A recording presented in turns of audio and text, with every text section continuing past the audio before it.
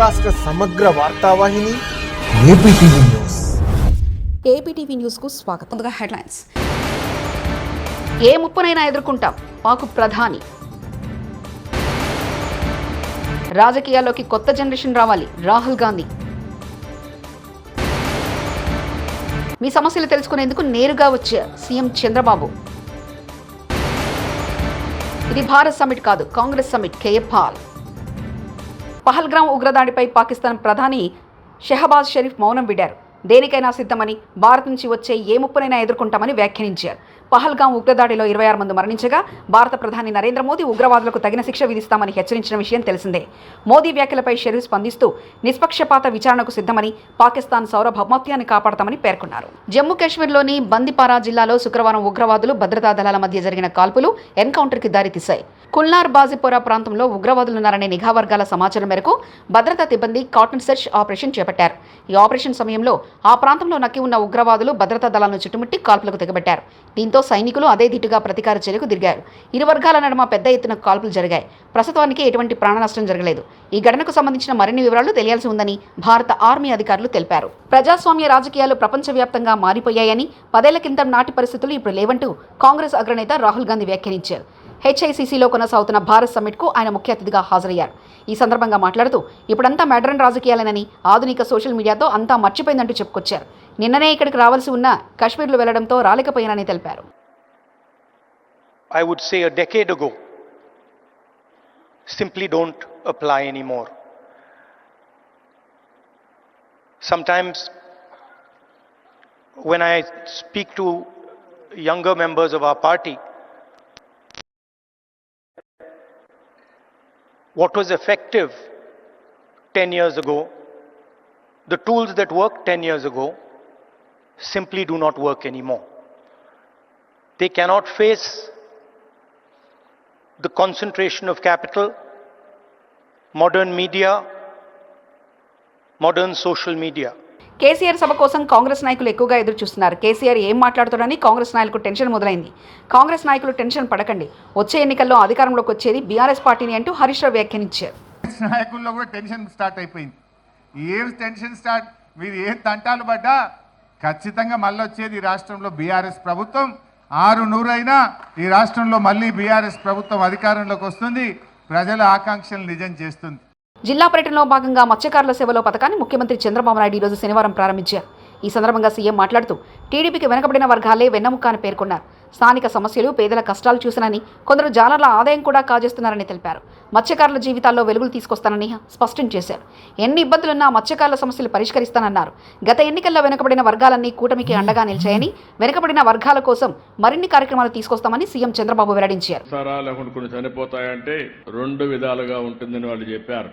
నాకు ఎక్కడైతే పోలీస్ అయితే స్వాగతం పలికాడు, మొట్టమొదటిసారిగా నేను వస్తానే మీ ఊర్లో స్వాగతం పలికింది పోలీస్ స్వాగతం పలికాడు. పోలీస్ ఎట్లయితే బందోబస్తుగా వస్తారో దానికంటే సమర్థవంతంగా అన్ని నాకు ఎక్స్ప్లెయిన్ చేశాడు, మీ సమస్యలన్నీ. అక్కడి నుంచి నేరుగా మీ కష్టాలన్నీ కూడా విన్నాను. ఆ కష్టాలన్నీ విన్న తర్వాత కొంతమంది ఆడబిడ్డలు ఎండు చేపల్ని ఏ విధంగా తయారు చేస్తారో అది కూడా చూశాను. ఎవరైనా చేపలు ఎక్కువగా వచ్చినప్పుడు అవి మిగిలిపోతే ఆ చేపల్ని ఏ విధంగా ఎండబెట్టాలనో ఎండబెట్టి మళ్లీ ఆ చేపలను నెత్తిన పెట్టుకొని గ్రామం పోయి అమ్ముకొని మళ్లీ ఇక్కడికి వస్తున్నారు. వాళ్ళ కష్టాలు చూశాను. అక్కడి నుంచి నేరుగా బోట్ ఏ విధంగా రిపేర్ చేస్తారో పడవలు అది కూడా చూశాను. ఈరోజు చిన్న స్పేర్ పార్ట్స్ కూడా లేకుండా ఎక్కడికో పోయి శ్రీకాకుళం, విశాఖపట్నం పోయి తెచ్చుకునే పరిస్థితి ఉంది. ఇంకో పక్కనే చేపలన్నీ వచ్చినప్పుడు పట్టుకుని తీసుకుని ఎవరైతే అమ్ముతారో అది కూడా చూశాను. వాళ్ళకు కూడా చాలటువంటి ఈ యొక్క ఐస్ బాక్సులు ఉండడం, దానివల్ల కూడా ఇబ్బందులు ఇక్కడ చేసిన తర్వాత ఎక్కడ మార్కెట్లో రేట్. ఏపీలో స్కీములు లేవు కానీ స్కాములు మాత్రం విచ్చలవిడిగా ఉన్నాయంటూ వైఎస్ఆర్సీపీ అధికార ప్రతినిధి పుత్తా శివశంకర్ రెడ్డి మండిపడ్డారు. ఇసుక, మట్టి, లిక్కర్, మైనింగ్, రాజధాని పనుల్లో సైతం అవినీతిని విలేతాండం చేస్తుందన్నారు. ప్రభుత్వంలోని పెద్దలకు, వారి సన్నిహితులకు కారు చౌకగా భూములు కట్టబెట్టేస్తున్నారని ఆగ్రహం వ్యక్తం చేశారు. శనివారం ఆయన మీడియా సమావేశంలో మాట్లాడుతూ కనీసం 1 కంటే తక్కువ ఖర్చుకు భూములు దోచిపెడుతున్నారని దుయ్యబట్టారు. 5 బిల్డింగులు కట్టి తద్వారా అది కూడాను విపరీతమైనటువంటి రేట్లు వాళ్ళ అనుంగులకి ఇచ్చి వారి ద్వారా హైదరాబాద్లో ఒక బిల్డింగు, అదేవిధంగా మంగళగిరిలో ఇవన్నీ కూడా పార్టీ కార్యక్రమాలన్నీ కూడా వాళ్ళ చేత ఎలా కట్టించుకున్నారో ఏంటి అనేటువంటిది మనకి ఇంకొక ఉదాహరణ. అదేవిధంగా ఈరోజు ఏఐ అన్నప్పుడే ఇంకా టెక్నాలజీ కంపెనీల పేరుతో తన అనుచరులకు ఏ విధంగా భూములు దోపిడీ చేస్తున్నాడు అనేటువంటి వాటికి ఒక చక్కటి ఉదాహరణ ఈ ఉర్సా అనేటువంటి కంపెనీకి, ఊరు పేరు లేనటువంటి డొల్ల కంపెనీకి 3,000 కోట్ల రూపాయల భూమిని ఎటువంటి అర్హత లేని చిన్న అప్పటికప్పుడు క్రియేట్ చేసిన కంపెనీకి కేటాయించడం చూస్తే ఏ విధంగా అవినీతి విలయతాండవం చేస్తుంది అనేటువంటిది కళ్ళెదుట కనిపిస్తూ ఉంది. ఇది ఒక ఉదాహరణే. దీని డీటెయిల్ చూద్దాం. అసలు ఈ కంపెనీకి 3,000 కోట్ల రూపాయలు అంటే 59 సిఎంఆర్ఎఫ్ చెక్కుల పంపిణీ. మాజీ మంత్రి కరీంనగర్ శాసనసభ్యులు గంగుల కమలాకర్ శనివారం రోజున వారి క్యాంపు కార్యాలయంలో 81 మంది లబ్ధిదారులకు సుమారు 81 మంది లబ్ధిదారులకు 21,73,500 రూపాయల విలువగల చెక్కులను పంపిణీ చేశారు.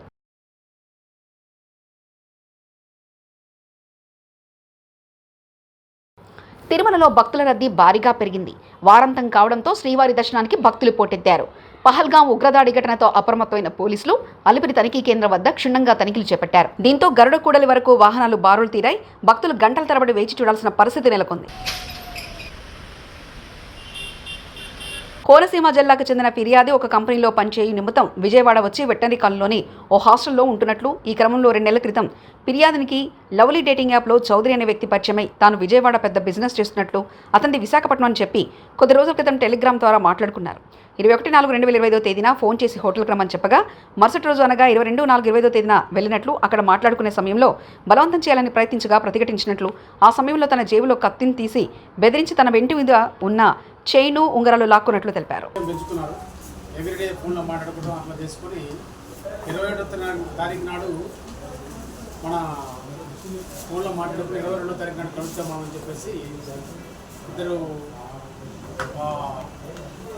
డేటింగ్లో భాగంగా ఎం హోటల్ మన హోటల్కి ఆపోజిట్లో రోడ్డుకి ఎదురు పక్క హైవేకి ఎదురు పక్క M5 హోటల్లో రూమ్ నెంబర్ 408 బుక్ చేసుకొని ఈ అమ్మాయిని అక్కడ రమ్మంటంతో ఈ అమ్మాయి కూడా అక్కడికి చెప్పిన దాని ప్రకారం వెళ్ళి ఇద్దరు రూమ్లోకి వెళ్ళి తర్వాత ఇతను ఈ అమ్మాయిని ఇద్దరు కలిసి మాట్లాడుకున్న తర్వాత ఈ అమ్మాయికి కత్తి చూపించి. చింతామోహన్ కేంద్ర మాజీ మంత్రి, కాంగ్రెస్ పార్టీ సీనియర్ నాయకులు ప్రెస్ కాన్ఫరెన్స్ నిర్వహించారు. చంద్రబాబు నాయుడిని ముఖ్యమంత్రి చేసింది కాంగ్రెస్, ఎమ్మెల్యేని 1978 చేసింది కాంగ్రెస్, మంత్రిని 1980లో చేసింది కాంగ్రెస్, ఎన్టీఆర్ను కాదని చంద్రబాబును ముఖ్యమంత్రిని 1995లో చేసింది కాంగ్రెస్. బీజేపీ చంద్రబాబుకి ఏం చేసింది?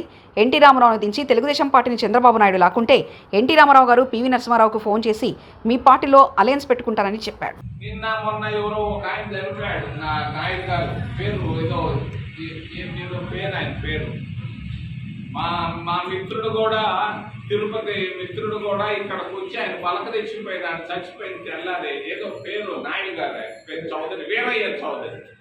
మరి వీరయ్య చౌదరి ఆయన పైన తీసుకున్నటువంటి శ్రద్ధ కారం చెడులో చనిపోయినటువంటి నా రక్త సంబంధికుల పైన తీసుకోలేదు. మరి వర్గీకరణ అక్కడి నుంచే మొదలైంది. మరి ఎందుకు వర్గీకరణ మొదలైంది? దళితులు రాజ్యాధికారం వైపు ఆలోచన మొదలుపెట్టారు. అడ్డాది కండ్లలో వీళ్ళని ఎట్లాగైనా కూడా విభజించి పాలించాలి, వీలైతే ఖైమా చేయాలనుకున్నారు. ఖైమా చేసేదాన్ని తయారు చేశారు. మరి వర్గీకరణలో వాళ్ళు ఆర్డినెన్స్ తీసుకొచ్చారు. అసెంబ్లీలో పెద్ద పెద్ద ఉపన్యాసాలు నేను కూడా విన్నాను. సామాజిక న్యాయం, సామాజిక న్యాయం, సామాజిక న్యాయం అని. సామాజిక న్యాయం అంటే నర్సులకు ఉద్యోగాలు ఇవ్వడం కాదు, నర్సు పోస్టులు కాదు. మరి వర్గీకరణ కావాల్సి ఉంది. పోలీస్ కానిస్టేబుల్ పోస్టుల్లో కాదు, వర్గీకరణ కావాల్సి ఉంది. మరి వర్గీకరణ కావాల్సి ఉంది. స్కూల్ టీచర్ల ఉద్యోగాల్లో కాదు, వర్గీకరణ కావాల్సి ఉంది. ప్రభుత్వం ఎన్టీఆర్ జిల్లా నందు శాంతి భద్రతలు పరిరక్షణ చర్యలో భాగంగా సంఘ వ్యతిరేక శక్తులు అసాంఘిక కార్యకలాపాలకు పాల్పడే వ్యక్తులు సామాన్య ప్రజానికాన్ని ఇబ్బందులకు గురి చేస్తే వారిని గుర్తించే దిశగా ప్రజలకు మేమున్నామనే భరోసా ఇచ్చేందుకు నగర police commissioner Shri SV Rajasekhar బాబు ఐపీఎస్ ఆదేశాల మేరకు incharge DCP Sreeji గున్నం Ramakrishna, north ACP doctor K Sravanthi Rai, పశ్చిమ zone inspector Shri Krishnamohan, Shri B Venkateswarlu, Shri Lakshminarayana, Kondalarao తదితరులు పాల్గొన్నారు. దగ్గర ఉన్నాము. ఇక్కడ ఇవాళ మార్నింగ్ 5 గంటల నుంచి సుమారు 7:30 వరకు కూడా కోఆర్డినేట్ సెర్చ్ ఆపరేషన్ నిర్వహించడం జరిగింది. మన ఎన్టీఆర్ పోలీస్ కమిషనరేట్ సిపి గారైన రాజశేఖర్ బాబు ఐపీఎస్ సార్ ఆదేశాల మేరకు మా ఏడీసీపీ అయిన జి రామకృష్ణ సార్ ఆధ్వర్యంలో ఇవాళ సుమారు 100 మంది స్టాఫ్ తోటి ఇక్కడ కోఆర్డినేట్ సెర్చ్ ఆపరేషన్ నిర్వహించడం జరిగింది. దీంట్లో మనకి ఐరిస్ సిడిఐసి విభాగము, ట్రాఫిక్ విభాగం కూడా పాల్గొన్నారు. దీంట్లో మొత్తంగా 108 మందిని చెక్ చేయగా అందులోని 5 సస్పెక్ట్స్ ఐడెంటిఫై అయ్యారు.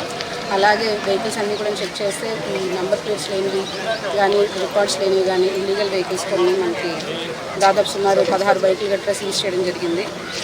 మొత్తం ఇక్కడ 16 బ్లాకుల్లోని 500 ఇళ్ళని చెక్ చేశాము. తరువుగా అన్నీ చెక్ చేసిన మీదట మనకి సస్పెక్ట్స్ వెహికల్స్ ఐడెంటిఫై అయ్యాయి. ఇలా రెగ్యులర్గా కూడా ఇంకా చేస్తూ ఉంటాము. ఇప్పుడు మనకి రెగ్యులర్గా సిటీలోని కోఆర్డినేట్ సెర్చ్ ఆపరేషన్స్ అంతా కూడా విస్తృతంగా నిర్వహించడం జరుగుతుంది. అందులో భాగంగా లాస్ట్ వీక్ మనం వెస్ట్లో చేశారు మా డివిజన్లో, మా జోన్లో. అలాగే ఇప్పుడు నిన్న ప్లేస్ లిమిట్స్లో చేస్తున్నాము. అలాగే నెక్స్ట్ వీక్లో ఇంకా ప్లేస్ లిమిట్స్లో నిర్వహించడం జరుగుతుంది. ఇదే కాకుండా Bharat summit total disaster. Revanth Reddy 100 కోట్లు పెట్టి భారత్ సమ్మిట్ సదస్సు నిర్వహిస్తే ఒక ప్రపంచ నాయకుడు రాలేదు. ఇది భారత్ సమ్మిట్ కాదు, కాంగ్రెస్ సమ్మిట్. ఒక ప్రెసిడెంట్, ఒక ప్రైమ్ మినిస్టర్, ఒక గ్లోబల్ సెలబ్రిటీ, 3000 మంది బిలియనర్లు ఎవరూ రాలేదు. తెలంగాణ రాష్ట్రాన్ని, దేశాన్ని సర్వనాశనం చేసిన సమ్మిట్ ఇది అంటూ కేపాల్ వ్యాఖ్యానించారు. 3,000 billionaires. This is Congress summit or Global Bharat summit. He took all the proposal from me. పులిని చూసి నక్కలు వాత పెట్టుకున్నట్టు ఉంది ఈ Revanth Reddy summit. Bharat summit, global peace summit. నేను గ్లోబల్ పీస్ సమిట్ పెడతానంటే ఒప్పుకొని బిలియనీర్స్ని, ప్రెసిడెంట్ని, ప్రైమ్ మినిస్టర్ని తీసుకొద్దామని ఈ మధ్యన సల్మాన్ ఖుర్షీద్ కూడా నన్ను ఢిల్లీలో హోటల్లో కలిశారు. ఏమైంది? ఒక్క ప్రెసిడెంట్ వచ్చాడా? ఒక్క ప్రైమ్ మినిస్టర్ వచ్చాడా? ఒక్క గ్లోబల్ సెలబ్రిటీ వచ్చాడా? 3000 మంది బిలియనీర్లో ఒక్క బిలియనీర్ వచ్చాడా? ఒక్క కంపెనీ వచ్చిందా? అంటే వీళ్ళు కాంగ్రెస్ షో చేసుకోవడం. కాంగ్రెస్ సమిట్ అని పెట్టుకొని కొలంబియా నుంచట, అర్జెంటీనా నుంచట ఎప్పుడో ఫార్మర్ మినిస్టర్లు. ఎంత సిగ్గుచేటు! రాష్ట్రాన్ని సర్వనాశనం చేసి, దేశాన్ని సర్వనాశనం చేసేసిన సమిట్ ఇది, ఈ భారత్ సమిట్. పేరుకి భారత్, ఒక్కడు భారతుడు రాలేదు. ఇప్పటికైనా రేవంత్ రెడ్డి బుద్ధి తెచ్చుకుంటే ఇక్కడ టర్కీలో ఎలాంటి సమిట్ పెట్టావు? ప్రపంచ దేశాల్లో ఎలాంటి సమిట్లు పెడుతున్నావు? అర్థం చేసుకోండి. మార్పు రావాలి. ఆ మార్పు మనమే తేవాలి. ఉగ్రవాదులు జమ్మూ కాశ్మీర్లో ఎంత ఘోరంగా నువ్వు హిందూ చంపడిశారు. కనుక శాంతి రావాలన్నా, గ్లోబల్ పీస్ రావాలన్నా, ఇన్వెస్ట్మెంట్స్ రావాలన్నా పాలన రావాలి, పాలన మారాలి. మీ అందరూ కమిటీలు వేయాలి. Thank you very much. ఈ వీడియో అందరికీ షేర్ చేయండి. God bless you. పహల్గాం ఉగ్రదాడిలో జాతి, మతం గురించి మాట్లాడకూడదు. బీజేపీ మిత్రపక్షం శివసేన పార్టీ అధ్యక్షుడు ఏక్నాథ్ షిండే పహల్గాం ఉగ్రదాడిలో మరణించిన సయ్యద్ హుసేన్ షా కుటుంబానికి 5 లక్షల ఆర్థిక సాయం, ఇల్లు కట్టిస్తానని మా శివసేన తరఫున హామీ ఇచ్చారు. పర్యాటకులను కాపాడడానికి వెళ్లి మరణించిన సయ్యద్ హుసేన్ షా కూడా అమరుడే. ఉగ్రవాదుల నుండి గన్ లాక్కొని పర్యాటకులను కాపాడేందుకు ప్రయత్నించిన సయ్యద్ హుసేన్ షా మరణించాడు. మహారాష్ట్ర డిప్యూటీ సీఎం ఏక్నాథ్ షిండే వ్యాఖ్యానించారు. गोली न चले, लेकिन दूसरे आतंकवादी ने आके उनको मार दिया और वो शहीद हो गए. इसीलिए आदिल साहिल के घर पर मैंने भी उनके परिवार से बात की, उसके भाई से बात की, उनके पिताजी से बात की और हमारे लोग भी वहां पहुंच गए. उन्होंने भी उनको, वो एक कमाने वाला लड़का था, युवा लड़का था, उनके परिवार की जो अभी हालत ठीक नहीं है, एक सर्वसाधारण परिवार था, इसलिए शिवसेना की ओर से उनको 5 लाख रुपए की मदद भी हो गई. ये तो छोटी जिम्मेदार, मतलब ये अपना कर्तव्य है. उनका घर भी ठीक नहीं था, घर की हालात भी खराब थी, उसको घर बनाने का अभी निर्णय शिवसेना ने लिया है और ये कर्तव्य भावना रख के किया, क्योंकि जात धर्म मजहब अभी वो भी अपने लोगों को जो यहाँ के जो टूरिस्ट है उसको बचाने के लिए उसने जान गंवाई, वो भी तो शहीद हो गए। सर सावरकर के बारे में ఏ ముప్పునైనా ఎదుర్కొంటాం పాక్ ప్రధాని. రాజకీయాల్లోకి కొత్త జనరేషన్ రావాలి రాహుల్ గాంధీ. మీ సమస్యలు తెలుసుకునేందుకు నేరుగా వచ్చే సీఎం చంద్రబాబు. ఇది భారత్ సమిట్ కాదు, కాంగ్రెస్ సమిట్. కేఏ పాల్. ఇవి బులెటిన్ విశేషాలు. చూస్తూనే ఉండండి ఏపీటీవీ న్యూస్.